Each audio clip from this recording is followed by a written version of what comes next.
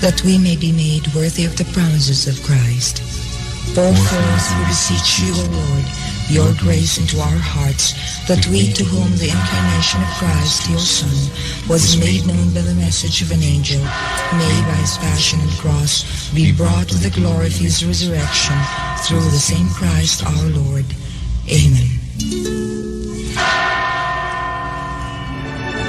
RPN Radio Philippines Network, Radyo Ronda DXKS Surigao, member kapisanan ng mga broadcaster ng Pilipinas. Certain estate tax. Another boost for tourism, the United States lowers the risk for travel to the Philippines as COVID-19 cases decline. And hoops fans, here's one for you. Barangay Ginebra is now a step closer to clinching back-to-back PBA Governor's Cup titles after beating the NLEX Road Warriors. Without naming names, President Duterte asks the Bureau of Internal Revenue why it has not yet collected a certain estate tax due. In his weekly televised public address aired Tuesday night, Mr. Duterte said the Bureau need not be reminded about its mandate to collect the estate tax, just as he explained how much the government earns from e-sabong or online cockfighting operations. Here's the President in his own words. I make it public now. It's 640 million a month. And in a year's time, it's billion plus. Saan tayo maghanap ng pera ng gano'n na kadali? Na siguro. Sa taxation natin. So, ang gobyerno can only prod. Hindi naman kailangan reminder sa Malacanang. Nandiyan yung BIR. So, tanongin natin yung BIR, bakit hanggang ngayon hindi na kolekta yung estate tax. So yan ang ano dyan. The President's remarks coincide with the Finance Department's push for the BIR to collect unpaid estate taxes from the heirs of the late dictator Ferdinand Marcos. These taxes have ballooned from 23 billion pesos in 1997 to around 203 billion. Presidential candidate Bongbong Marcos earlier dismissed the issue as surrounded by, quote, a lot of fake news. Some former government officials have said he and his mother Imelda, as co-administrators of the Marcos estate, could be criminally liable for refusing to pay dues. Records from the Supreme Court show, as obtained from a reliable source, the decision on Marcos family's estate tax case reached finality on March 9, 1999. Marcos Jr.'s political party agrees the court ruling on his family's estate tax worth 23 billion pesos is final and executory, but not the surcharges over the past years. Parang sinasabi na yata yung 23 billion naging 203 billion na. So nadagdagan po ng 180 billion. Karamihan po niyan penalties at saka surcharges. Siguro we have familiar na pagka na-late lang tayo sa income tax natin, ang laki-laki na po mahigit 50% yata ang penalties and surcharges. So, what I am saying that is, the figure of 203 billion is not final. Yan po ang hindi final sapagkat subject po yan sa reconciliation. The party believes the Marcos estate tax has become more controversial now that the presidential candidate has maintained his lead in pre-election surveys. CNN Philippines continues to reach out to the BIR for comment on the issue. We also previously requested for a copy of related documents from Commissioner Cesar Dulay on the matter, but we have yet to get a response.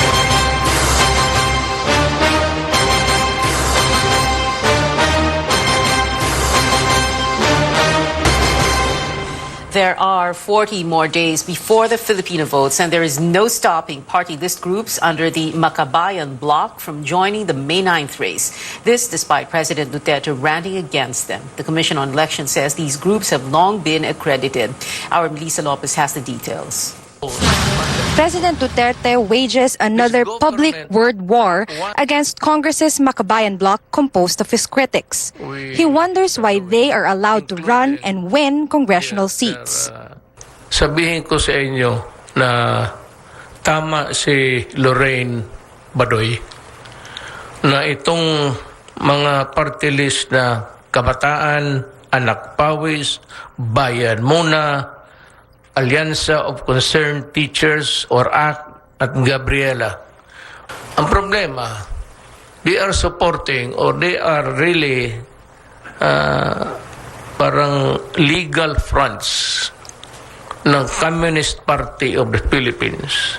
The groups have been labeled as terrorists and sued by the National Task Force to End Local Communist Armed Conflict, or NTF-LCAC. The Makabayan Bloc has pushed back with its own set of criminal charges before the courts.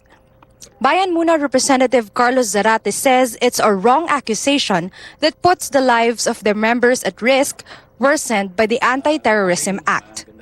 Bayan Muna is a legitimate party. It's registered with the COMELEC. Certainly, ang Communist Party of the Philippines is a legal party, no?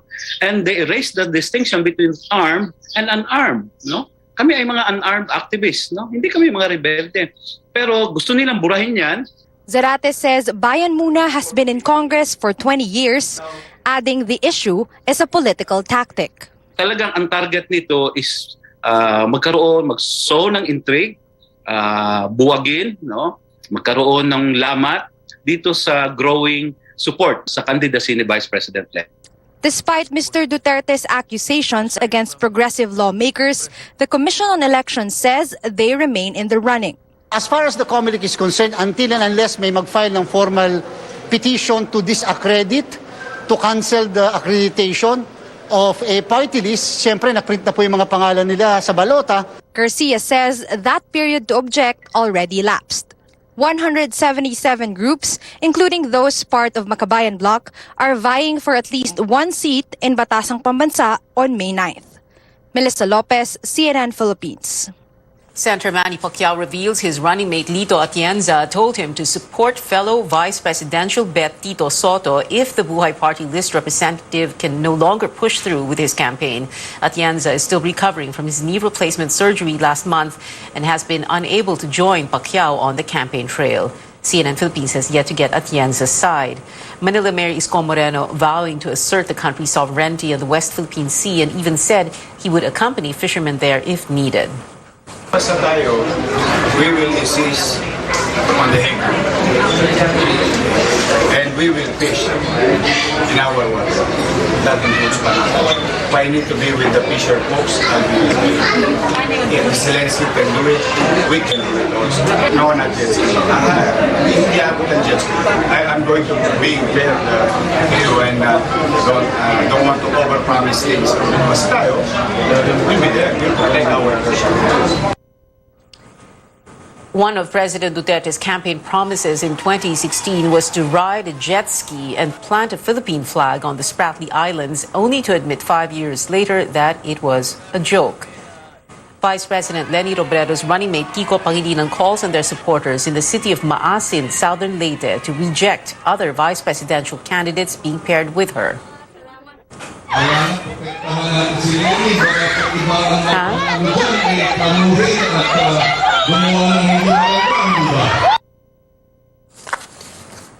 VP candidate Sara Duterte is confident her running mate Bongbong Marcos will carry Mindanao in the coming elections. She says surveys show Marcos's rating in Mindanao is at 70 to 80%, despite groups in the region pushing her with either Robredo or Moreno. We will try our best to deliver for Bongbong Marcos in Davao region, and based on our surveys, he is doing well and we can do more for him here. Marcos is on a 5-day campaign blitz in Mindanao. He lost in the Davao region during the 2016 VP race but got twice the votes of Robredo there. Election and security officials are going around the country to make candidates and their supporters commit to an orderly, honest, and peaceful election. The national government wants to leave no stone unturned in its preparations, especially in areas vulnerable to election violence. David Santos reports. As security forces remain optimistic they can put an end to the insurgency problem by June 30th, at least in eastern Visayas, they are also continuously intensifying operations to make sure rebel fronts in the region do not pose a security threat during the May elections. The Armed Forces Chief urging candidates in Samar not to pay the so-called permit-to-campaign fees in areas with significant communist presence. Huwag na kayong matakot, huwag na kayong mag-isip, magdalawang isip na magbigay pa. Because ito lang yung nagpapatagal, maliban ito'y labag sa batas. We will assure you that the NPAs now here in Samar are not capable of doing this extortion and intimidation.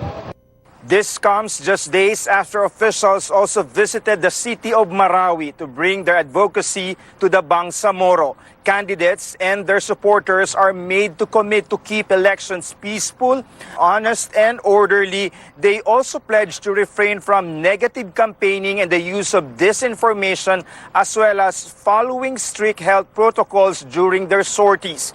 Despite having a history of political violence, including the 2021 killing of Calbayog City Mayor Ronaldo Aquino, the police are ruling out the possibility of placing Samar Province under strict election control. At least 9 police officers are facing charges in the Aquino case. Now, some candidates expressing concern over the spate of killings in Samar, which the police insist are not election-related. Please, we need the checkpoints. Put it there for us, then we can solve the killings here. We look at the data of 2016-2019. How many are election-related incident? 0. So, wala kaming basihan para sabihin na ito ay magiging posibleng red area. The military says it has enough personnel to help secure the elections, eyeing the possible deployment of provisional forces in hotly contested areas. David Santos, CNN Philippines. An energy policy group warns of possible power interruptions across Luzon during the crucial election period. The Institute for Climate and Sustainable Cities maintains its February projections of a very tight power supply for the second quarter. It says the Energy Department should ensure power plants will not exceed the total allowable days for outages. The ICSC also suggests tougher penalties for those that will not comply. Are we still expecting power outages? And the answer is yes. What is available on the grid today is only enough to suffice for the April 2022 demand. And to reach the 8,100 required capacity by May 2022, we need to commission the newly constructed GN-powered Diginin Unit 2. These are new plants po. New plants, and yet ang daming outages ng Unit 1. Yung Unit 2 is not yet operational. We put a question mark on that. That's why the DOE says energy efficiency measures are in place and more power plants and renewables will be coming in.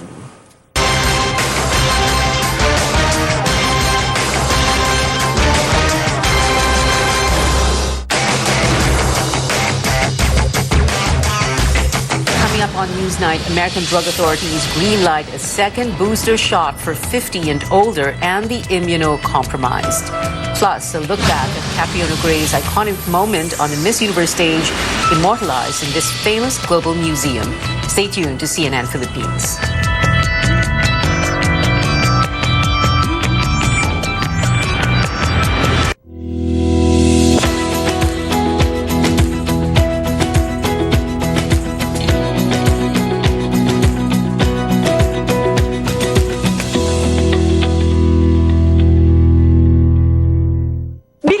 MX3 dahil ito ay napatunayang may alpha, beta at gamma mangosteen. MX3 capsule helps avoid pain discomfort para iwas sakit. Tested and proven na low sodium, cholesterol-free at fat-free. Dito ako sa tunay, natural at original. MX3. Mahalagang paalala, ang MX3 capsule ay hindi gamot at hindi dapat gamiting panggamot sa anumang uri ng sakit. Sa dami ng taong nakalipas, salamat dahil hindi niyo kami iniwan. Dahil sa inyong tulong, mas naging maayos ang akala namin nakalimutan na.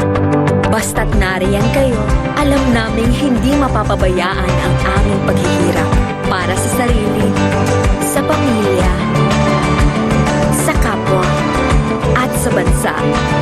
Kampante kami, basta't kasama kayo. Every night, we take a hard look at the stories and provide you with multiple points of view from here and around the world. Now, we'll bring you more news you can use from the trading floor and the global markets, and bring you more news you can trust in business and finance. Buy, sell, hold on The Final Word, weekdays at 9 p.m. only on CNN Philippines.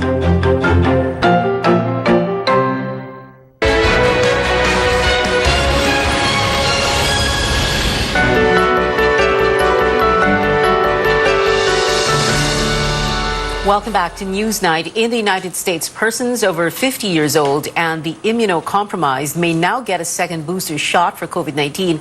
Both the U.S. Centers for Disease Control and the Food and Drug Administration approved the expansion of the emergency use authorization for a fourth dose. The second booster can be given 4 months after the first one for Pfizer and Moderna vaccines. Those who receive the Johnson & Johnson's vaccine may also get Pfizer or Moderna as their fourth shot. Back here at home, the country now at moderate risk for COVID-19. Under the guidelines set by the U.S., the CDC lowered the risk for travel to the Philippines to level 2 amid fewer cases. Only unvaccinated Americans will be prohibited from going to Manila. The country was under level 4 or very high risk just last month. Officials expect new cases to drop to 70 by April if compliance to health protocols and vaccinations continue. Now, in the region with the lowest vaccine coverage, health workers are going out of their way to administer COVID-19 cases. Carolyn Bonkin takes us to Maguindanao in the Bangsamoro region, where vaccines are offered even in public markets. An ambulance is going around telling everyone COVID-19 vaccines are available in the public market of Datu Odin Sinsuat, Maguindanao. Health workers have been checking out stalls since mid-March, finding out who's still unvaccinated and who wants a booster shot. There's also a pop-up vaccination site in the middle of the market. The Maguindanao Integrated Provincial Health Office sees this as an effective strategy to get more people immunized, especially in remote areas. Galing sa mga liblib, once a week, pupunta at bababayan sila sa palengke para yun na nga bibili ng kanilang mga needs. Mag-take chance kami na yung mga yon is mababakunahan namin sila. Usually, hindi na namin sila naabutan doon mismo sa bahay nila. Only 25% of the eligible population in Datu Odin Sinsuat have been fully vaccinated. Health workers have yet to reach 67,000 unvaccinated residents who either have no time or money to visit vaccination sites. While going around, they also talk to those who are hesitant to get the shots as they debunk false vaccine claims on social media. Ang target, aside sa mga customers nila, is yung mga owner talaga ng mga establishment. Kung dito naman sa palengke, ang is hindi na nila naiiwan yung kanilang mga paninda. So within the vicinity, nababakunahan sila agad. May grab the chance to get boosted. Gipit ng schedule din. NGO worker din ako, so nagta-travel kami. So ngayon ko lang na-timingan sila, ma'am. Mocs, still unvaccinated, approach vaccinators after shopping. Kasi hindi na ako makapunta doon sa munisipyo. Mas maganda dito sa palengke, kaya nandito na sa palengke. Aside from Datu Odin Sinsuat, Sultan Kudarat and Parang also have the lowest vaccine coverage in Maguindanao. These are the most populated areas in the province. In Sultan Kudarat, health workers likewise do house-to-house vaccinations. They visited houses in Barangay Crossing, Simuay. Amera Karim got her first dose. Bawat labas po natin, kailangan talaga ng vaccine card, kaya yun po. Isa sa na-encounter namin is, kaya kumbaga, yung iba ma'am is nasa malalayong area, parang hirap po silang pumunta sa aming mga health center. Inoculating all eligible residents in BARM is still a long way to go. But health workers here are delighted every time they convince one person to get the life-saving shot. Caroline Bonkin, CNN Philippines. In other news, security agencies are scrambling to grant President Duterte's wish to end the insurgency in the twilight of his term. But are military action and negotiations with rebels enough to bring down the decades-long struggle? David Santos reports. This footage released by the military Salamat nga bumaba ka mo. show New People's Army rebels, some still armed, coming down from the hills in Samar. Among them, Kamisi, a mother of 3 and whose partner is a rebel leader. Nagsisisi talaga ako kasi yung mga anak ko napabayaan ko sila. We've decided not to show her face for her security. Kamisi joined the NPA at 15, convinced by the ideals of waging a guerrilla war against the government to fight social ills and injustice. Yung mga pangako kasi nila na magkakamayroon ng sapat na lupa na pwedeng matirahan at pagsakahan. Pero ni kahit isa wala naman po sila talagang naitulong sa amin. She now hopes to reunite with her kids and also join the military so she can put her experience as a former combatant to use. Security forces going all out to comply with President Duterte's order to end insurgency before he steps down, either by military action or negotiations for rebels to surrender. Hindi po dekada ang inaabot kapag local peace talks. Actually, halos 2 o 3 linggo lang yung negotiation, dumiretso na kagad bumaba. The military is convinced communism in the country is on a verge of total collapse, but they admit rebels still keep pockets of resistance like in Mindanao. Ito na lang sa northeastern, nandiyan pa si Maria Malaya, but we are closing in. Ang problema natin sa insurgency ay hindi naman talaga military problem. It is a socio-political economic problem. Even if the last rebel falls, there's no guarantee of the end of struggle. David Santos, CNN Philippines. In world headlines, Ukraine refuses to let its guard down as Russia claims it is scaling down its forces near the capital Kyiv and the city of Chernihiv. Ukrainian President Volodymyr Zelensky points out Russian troops still have a sizable potential to carry on with their attacks. U.S. officials also believe Russia could be putting up a front to reposition in other areas. Ukraine has floated a possible in-person meeting between Zelensky and Russian President Vladimir Putin. Straight ahead on Newsnight, the Gin Kings book a ticket to the PBA finals. And yes, you are seeing double. Madame Tussauds unveils a wax figure of Catriona Gray remembering her Miss Universe moment. Keep it here on CNN Philippines.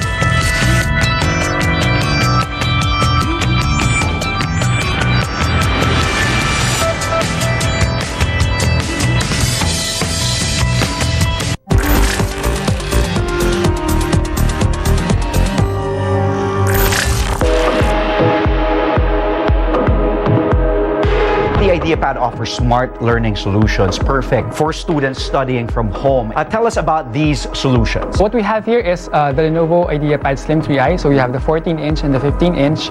And as well as the Slim 5i, they're both part of our thin and light portfolio. And they're powered by the Intel Core i processors and Windows 11. Wow.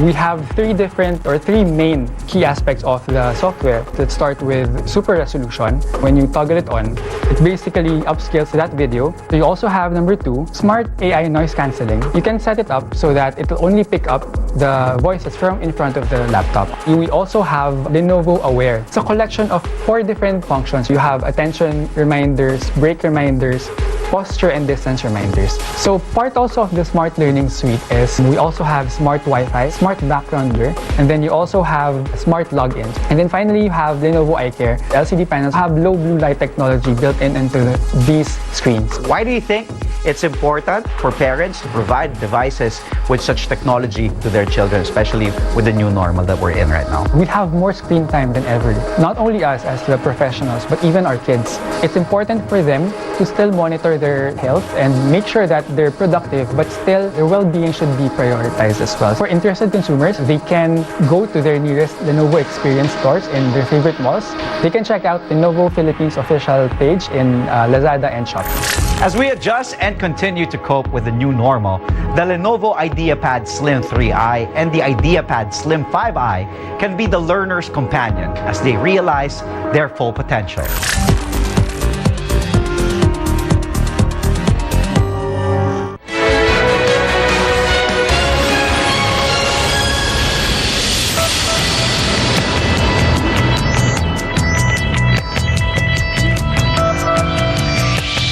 Welcome back. The quest to bring science and technology closer to Filipinos continues. The second season of CN Sikat, a magazine reality show that helps citizens solve problems through scientific methods, arrives soon. Science and Technology Department officials and CNN Philippines President Benjamin Ramos renewed the partnership in a MOA signing earlier. Ito yung programs na kailangang ina-highlight ng government. Hopefully, CNN Philippines can help reach yung mga tao. Awareness talaga is really big kasi marami mga tao ang hindi nakakaalam na posibleng matulungan din ng DOST. Through information, we truly transform lives. CN Sikat Season 2 will premiere on April 23rd to air every Saturday and Sunday, 8 in the morning and 4 in the afternoon here on CNN Philippines. PBA News now. Barangay Ginebra San Miguel is the first squad to secure a ticket to the finals, ready to defend their Governor's Cup title. The team beat the NLEX Road Warriors in Game 4 earlier, 112-93. This will be Ginebra's fourth finals appearance within the last 5 seasons. Another game is underway between the Magnolia Hotshots and the Meralco Bolts, with Meralco's 2-1 semifinals lead. A win for the Bolts tonight could land them a place in the finals.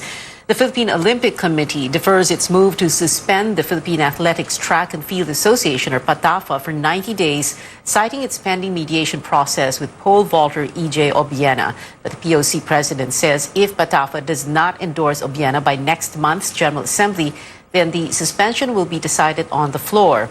POC initially voted to suspend PATAFA for failing to serve its purpose as a national association amid its rift with Obiena. In entertainment, you can strike a pose with Catriona Gray as she does her iconic lava walk with a visit to Madame Tussauds, Singapore. The Miss Universe 2018 winner's wax figure has been unveiled today, up for display until September 20th. Here's a look at Catriona and her wax doppelganger wearing a replica Mac Tumang lava gown. The beauty queen is the only Filipino to have her own figure in the tourist attraction. And this one's for K-pop fans. J-Hope of BTS has recovered from COVID-19, finishing quarantine today. With this, their agency confirms the rapper will perform in the Grammys alongside other members on Monday, Philippine time. But not everyone in the group is sure to grace the award stage. The management is talking to Grammy organizers about Jungkook's participation after the vocalist tested positive for the virus yesterday.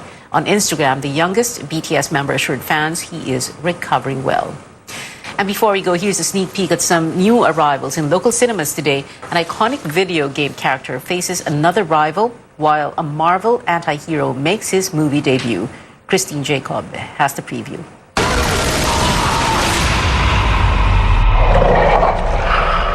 Method actor Jared Leto takes on another comic book role in the movie Morbius. Here he plays Dr. Michael Morbius, who becomes a more biting fellow, or a living vampire to be exact, after trying to cure himself from a rare blood disorder. But his transformation comes with a price, as he struggles in dealing with his newfound monstrous urges. The film also features Doctor Who star Matt Smith and singer-actor Tyrese Gibson. Why shouldn't they know what it feels like for a change? Just accept who you are. The bad guy. I discovered the source of ultimate power. We need to get it back or the world is doomed. The world's favorite blue spinning speedster is back for the next level quest in Sonic the Hedgehog 2. Our anthropomorphic hero faces an acid test when his nemesis, Dr. Robotnik, returns with a new partner, Knuckles the Echidna, voiced by charmer Idris Elba. But Robotnik is not the only one with a partner in crime. Tagging along with Sonic is his new sidekick Tails. Familiar names James Marsden and Jim Carrey are back for the sequel, along with Ben Schwartz as the voice of Sonic. It also introduces Colleen O'Shaughnessy as the voice of Tails. You forgot one. Unstoppable.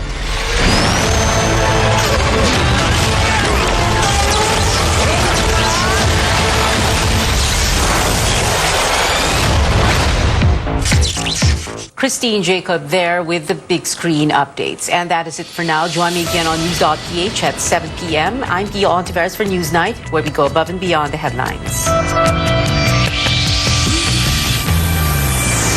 Ang katawan natin, araw-araw, bugbog sa trabaho. Kaya minsan, di natin maiiwasan ang aray. Pero ngayon, may mabisang panlaban na ang Pilipinas laban sa mga aray ng katawan. Calabo Plus Liniment Oil. May sangkap ng mga pinaghalong medicinal herbs. Calabo Plus Liniment Oil. All-in-one solution para sa muscle pain at maging ang skin itchiness. Kaya subukan na ang Calabo Plus Liniment Oil para goodbye aray. Hello, sarap! Calabo Plus Liniment Oil. Mabibili na sa inyong mga suking butika. Kini ang simbiyanan sa RPN Radio Philippines Network DXKS DXKS Jess Ochenta ang inyong Radio Ronda 5,000 watts nagsimbiya sa ikatulong andana sa UFCO Lim Building, Borromeo Street, Dakbayan sa Surigao. RPN Radio Philippines Network DXKS Jess Ochenta ang inyong Radio Ronda.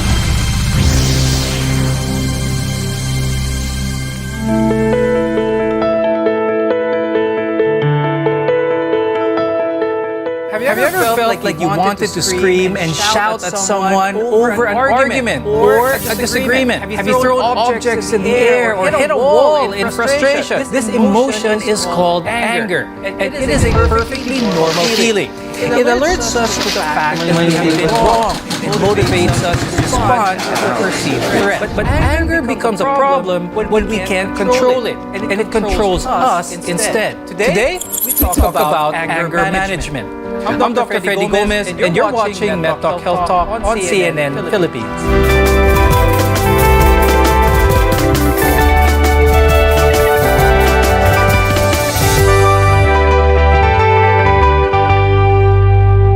Our guest today will help us better understand what anger is and how to control it. Let's welcome our guests. Joining us is Dr. Anne Christine Guevara, who is a neurologist, psychiatrist at Bernardo General Hospital and the Los Santos Medical Center.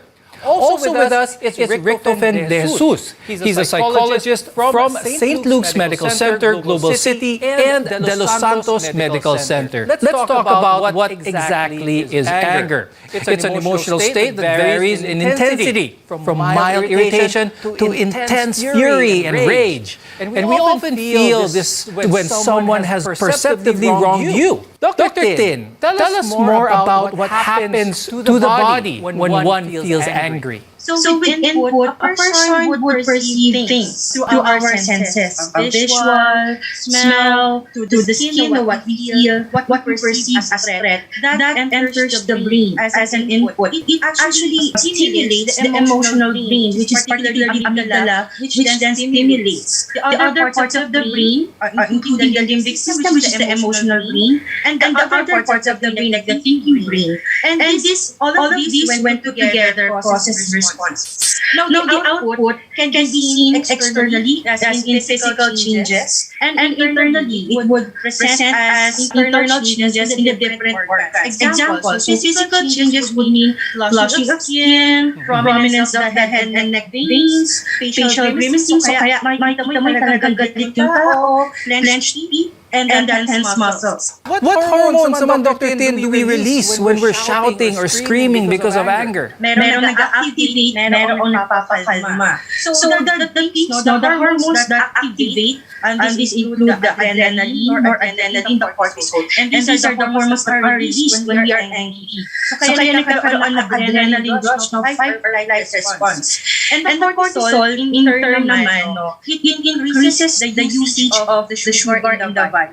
Kaya nagkakaroon tayo ng energy when we are angry. Anger doesn't exist in a vacuum, and when we're mad, angry, there are a host of other emotions that we experience in the process. Tofi, tell us naman more about this. When you talk about anger, it's already a result of several processes that are occurring in the mind. So for example, it will start always with frustration, meaning there's something that you are going for and that you are unfortunately unable to get it. So therefore, you start to get frustrated from it. Now, as you get frustrated, you now try to reflect back to yourself and try to identify, do you have any resources that will then help you cope up with that kind of frustration. For example, you're going to review your capacity, and then unfortunately, your capacity does not meet the requirements in order for you to cope up with the frustration, then it will also be added to the sense of helplessness. So frustration followed by the concept of helplessness will then allow you to feel the emotion of anger. So from there, as long as the frustration increases, the helplessness increases, your anger becomes bigger and bigger. And because of that, you are now going to react very angry towards the situation. How does anger differ from aggression? Anger is a mood, so it's internal. Aggression is when we then externalize the anger that we are feeling. So for example, if you feel that you are so mad, then that's just anger. But if you are already starting to get an object, throw it aside, or for example, unfortunately hurting other people or even yourself, that is how it becomes aggression. Now, there are different types of anger we should all be familiar with. Tofi, what are some examples of these, different types of anger? There is such a thing as a righteous anger, meaning there was really a situation that really frustrated you out of the blue, meaning you were unable to really see it coming. And then from there, you then give the reaction of anger itself. Now, this is the time wherein you really felt that you have been hurt, that you have been wronged, and that's why you're reacting that way. On the other hand, there is what we call disproportionate anger, meaning the stimulus itself that triggered it is very small and disproportional towards the reaction that you are giving. So it means that you're making a mountain out of a molehill. You're making a big deal out of a small situation. So that is when it becomes quite uncontrollable. Now, Dr. Tin, what are some of the most common types of anger na nararanasan ng mga tao? Some of the most common types of anger are behavioral anger. This is a reaction when one physically reacts towards a feeling of anger that leads to violence and aggression. The other one is retaliatory anger or vengeful anger. Ito yung you want to get back as a response to that. For instance, when you had a conversation and you want to get back to that person, so it's a retaliation, kaya tinatawag na retaliatory anger. And there's this volatile anger, which seems to come out of nowhere, easily triggered, pero very volatile, kaya it comes down, a person comes down quickly as well. Assertive anger can be a healthy option for expressing anger. This type of anger allows a person to express what they're feeling in a calm, verbal manner. Tofi, please explain to us why this is the best type of anger that a person should practice. It means that you're just forcefully getting your point to the other person that you're communicating with. It is effective, number one, because you're defending yourself. It allows you to really value yourself as a person. It allows you to tell the other person, hey, we have some boundaries here. I have my own values. I have my own capacity, and you need to respect that. By being assertive, you're now telling the other person, I have a point as well. I have something to say as well. And from that, you can then raise whatever situation or whatever feeling you have within yourself. It's becoming expressive. There are also more dangerous and physical types of anger, such as behavioral, retaliatory, and volatile. Dr. Tin, could you explain what happens to the brain when we feel these three? Persons with these kinds of anger, it's really impaired, it's decreased. So the person cannot think clearly, it's very emotional, the judgment is also impaired, kaya things get out of hand, They cannot think clearly. And they do things and say things that they do not mean. And then all of a sudden, when mood shifts, they suddenly calm down. That's where the thinking part comes in. Mali pala yung ginawa ko. I was not able to manage my anger at that point. So that's how it goes. It's an impairment in the regulation of the connections in the brain, the thinking brain and the emotional brain. Now, anger is normal, but it can be detrimental to both your physical and emotional health when you lose control of it. More on this when we return. We're Connection to Healthcare. You're watching MedTalk Health Talk.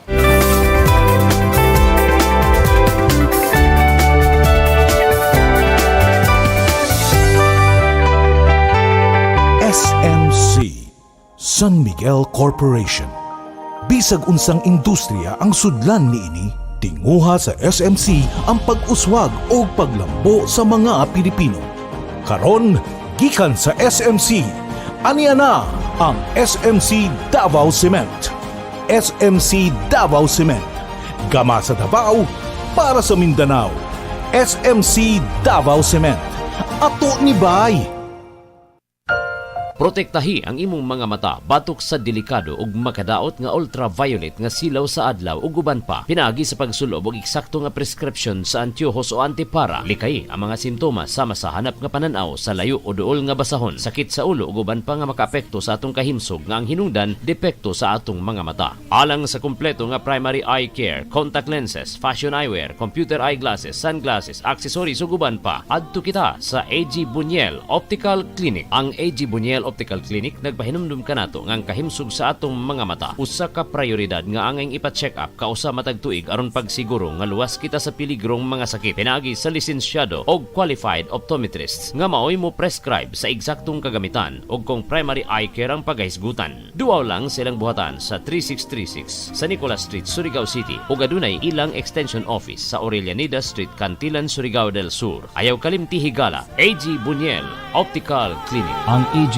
Buñuel Optical Clinic doon na branch dito sa lungsod sa Dapa sa may Lupis Haina Street, Poblasyon Dapa, Surigao del Norte. Ang AG Buñuel Optical Clinic dinhi sa siyudad ng Surigao no transfer na sa bag-ong location sa Nicolas Street Ragyahapon, tapad sa Garcia Hotel at bang sa Unicity.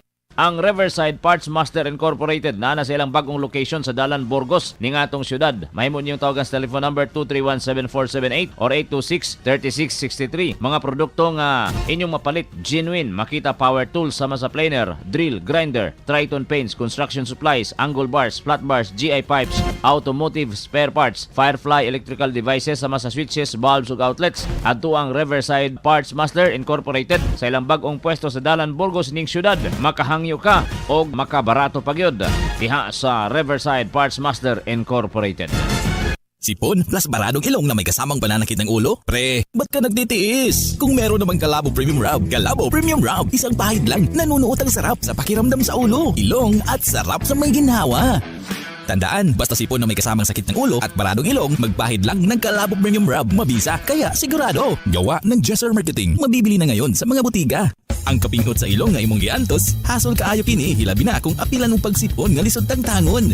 Sulay higala ang gahom sa Calabo Premium Rub. Ipahid palibot sa imong ilong. Aron ang gahom sa Calabo Extract inubanan sa malunggay and virgin coconut oil manuhot-suhot kini. Calabo Premium Rub, ang sulbad sa pingot nga ilong. Calabo Premium Rub is a quality product of Jesser Marketing. RPN Radio Philippines Network, Radyo Ronda DXKS Surigao, member kapisanan ng mga broadcaster ng Pilipinas.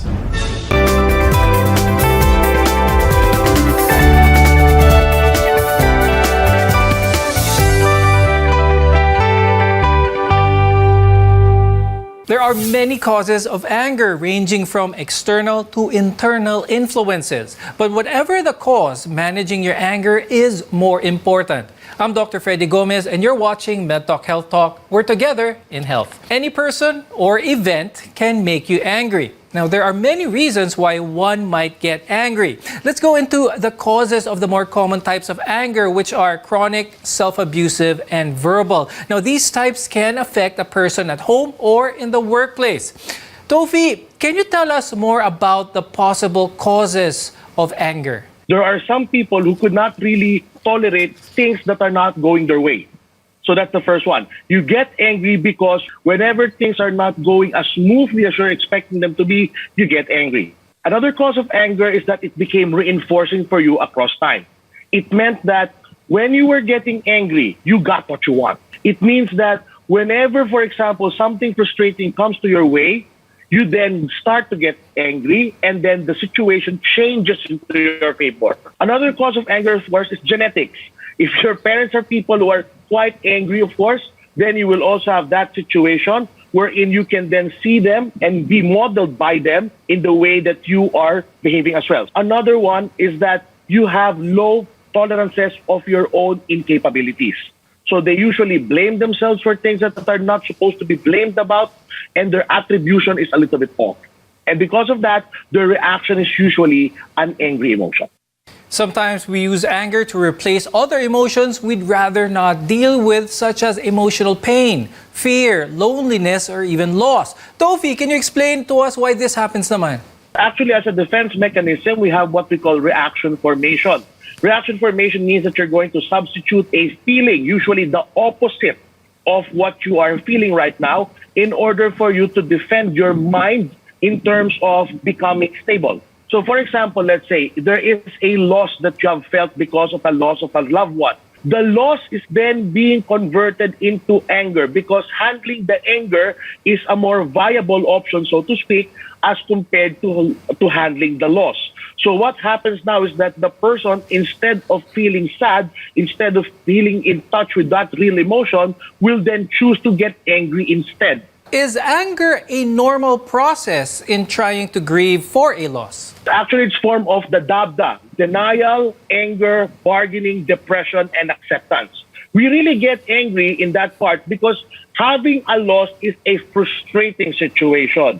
It is something that we do not want, and yet we have to accept it. You will really have that level of anger. However, it is something that you have to go through.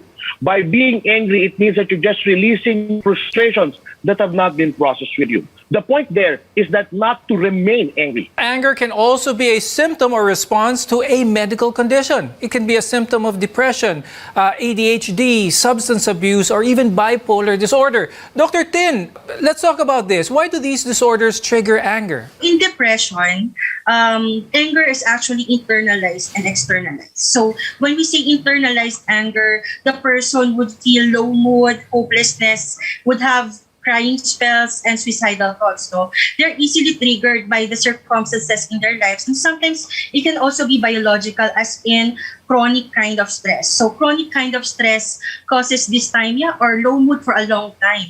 And this lowers their threshold in coping with certain life situations. So they internalize that anger and turn towards themselves. Now in ADHD, we know that the key points in ADHD is inattention and impulsiveness. So there is a misunderstanding most of the time because of the lack of attention to details. The person cannot understand fully or cannot fully focus on that situation. There will be shifting of moods and thinking and focus. And because of that, it causes some conflicts. Another example would be adults with ADHD who usually present with lack of direction. And all of these causes frustration, disappointment on the part of the patient. And again, the anger then turns towards the self. Can a person who's really angry be at risk of, say, a heart attack or stroke? When one is angry, again, we stimulate the sympathetic system. The adrenaline rush, that it would cause increase in blood pressure, increase in heart rate. Vasomotor responses would be more of differences in the caliber of our blood vessels, so whether it will constrict or dilate. And there's also the release of inflammatory markers, which causes clotting. So if we will discuss this in the context of, for instance, heart attack, so kapag tumaas ang blood pressure, it would cause stress on the heart.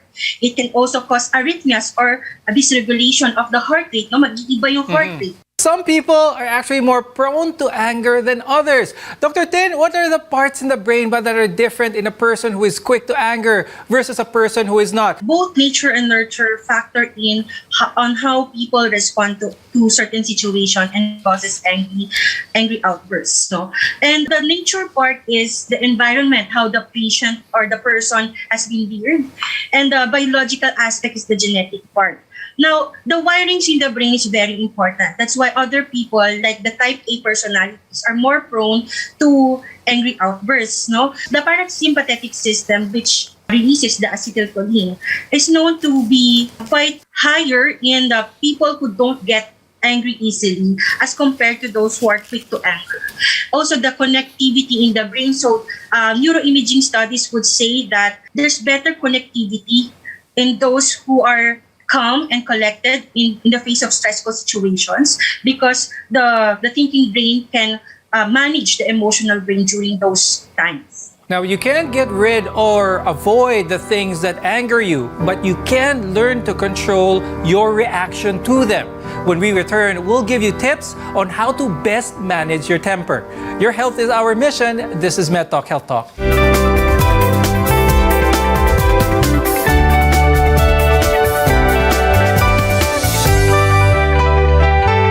SMC, San Miguel Corporation. Bisag unsang industriya ang sudlan niini, tinguha sa SMC ang pag-uswag o paglambo sa mga Pilipino. Karon, gikan sa SMC, aniya na ang SMC Davao Cement. SMC Davao Cement, gama sa Davao para sa Mindanao. SMC Davao Cement, ato ni Bay. Maayong balita sa tanan sa atong panginahanglan sa panimalay, mga gamit, ingon man mga dekorasyon, pwede na natong mapalit diha sa Wellington Bazaar. Anausab sa Wellington Bazaar ang mga bestidahon, karsunison, plain t-shirt, plastic chair, floor mat, mantel, banig, folding bed, habol, mosketero, trapal, lideret, basketball, stuffed toys ug mga dulaan sa bata. Ang Wellington Bazaar ana magalagad kanato sa Dalan Kaimo ning Dakbayan sa Surigao. Wellington Bazaar, gikan sa mga kawani ug tigdumala sa Wellington Bazaar. Maayong adlaw alang kaninyo. Wellington Bazaar, sukion ta sa kanunay. Ay, kasakit kit sa ako ang mga mata. Uy, labad pagyud kay ako ang ulo. Murag kog malipong ba? Unya, murag limtanon pagyud ko. Unsaon man ni uy? Naa na gyud kay problema, miss. Ha? Tanawa gud nagsakay ka sa tricycle, wala kay suot bra. Para masolba na imo problema. Pag inom man ni Lutein Plus. Unsa? Lutein Plus? Asa man na nimo gikan? Ako man ninadunggan sa radyo, miss. Mao nga kapalit ko naan pagpagandam ba. Sige, salamat kayo ha. Magpalit dayon ko og Lutein Plus. The award-winning supplements from Clean Green, New Zealand Omega Plus ang support sa heart and blood system. Ang Lutein Plus, 13 ka mga ingredients, lakip ng vitamins A and C. Dili lamang kung maradyaw sa itong pananaw, nagsuporta sa binis sa ito interulawas. Ning panahon nga jari kita kuman sa COVID-19 pandemic, kinahanglan magpabilin kitang himsog inom sa Lutein Plus, Omega Plus, and Primrose Plus Soft Gel. Inintanan available din sa New Family Drug, Palma Drug, sa Aquarian Pharmacy. Kalabo with garlic plus lemongrass and turmeric. Maayo kini alang sa mga naganto sa high blood. Kung perming kasakit ang imong tangkugo, kung masobraan ka og kaon sa mga lami ang pagkaon, basig ning tukar na ang imong high blood. Pagtumar higala og kalabo with garlic plus lemongrass and turmeric. Usa ka capsule bago mo gaon aron siguradong protektado kang kanunay. Kalabo with garlic plus lemongrass and turmeric. Masaligan og siguradong epektibo batok sa high blood. Kalabo with garlic plus lemongrass and turmeric. Kalabo with garlic plus lemongrass and turmeric is a quality product of Jesser Marketing. RPN Radio Philippines Network. Radyo Ronda DXKS Surigao. Member, kapisanan ng mga broadcaster ng Pilipinas.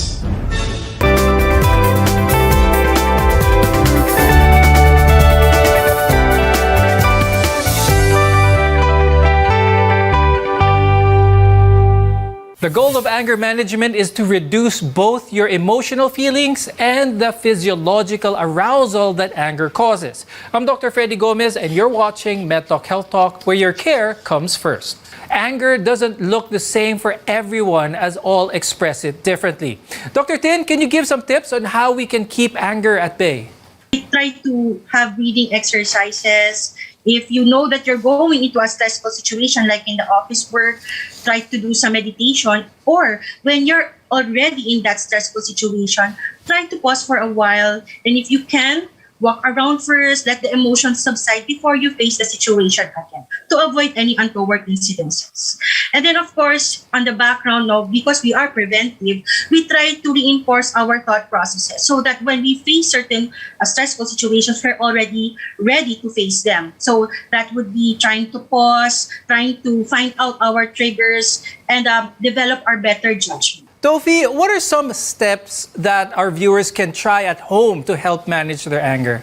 In deep breathing, what you're trying to do there is to slow down the heart rate that you're having in order to tell your brain that your body is already calming down.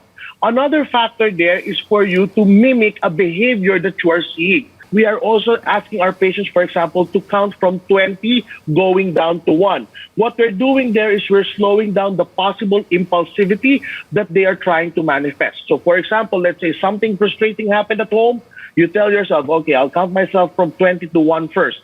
And then by doing so, you are now preventing your brain to become very impulsive and very intense. For those people who have inward anger, particularly those, for example, who really hate a lot of who they are, we usually let them have a certain reflection. There are certain reflection exercises, gratitude exercises, and self-calming exercises. The main goal of those activities is to allow you to have a peaceful reconciliation with your limitations. It allows you to understand that even though you are limited and flawed, it doesn't necessarily define you as a person. And by doing so, by being reconciled with who you are, you will then have a better outlook of yourself and of other people as well. Dr. Tin, what are some signs that one should already seek help from a professional with regards to their anger? When your emotions or your angry outbursts already disrupts your daily routine, affecting your relationships and your work, maybe you should consider that. Second would be when people are starting to notice, and they give constructive criticisms. Listen to these people.